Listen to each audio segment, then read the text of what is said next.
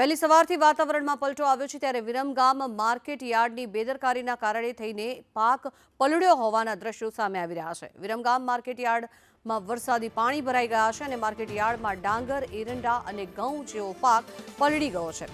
20,000 મણ ડાંગર અને 50,000 મણ એરંડા પલળી ગયા છે ત્યારે 2,000 મણ ઘઉં સહિતનો પાક પણ માર્કેટ યાર્ડમાં પલળ્યો હોવાના કારણે થઈને જગતના તાતને ભારે આર્થિક નુકસાન ભોગવવાનો વારો આવ્યો છે। આ દ્રશ્યો જે આપ જોઈ રહ્યા છો વિરમગામ માર્કેટ યાર્ડના દ્રશ્યો છે કે જ્યાં વરસાદી પાણી ભરાઈ જતા નુકસાન થયું છે।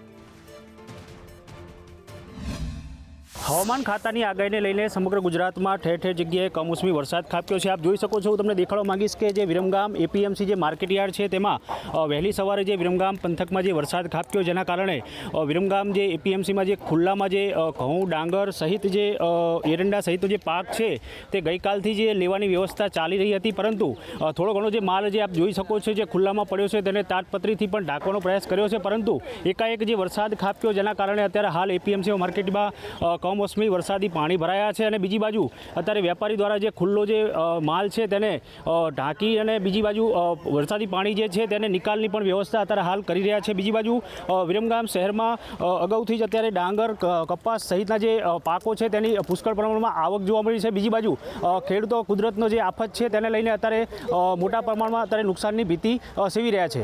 પિયુષ ગજ્જર, સંદેશ ન્યૂઝ, વિરમગામ।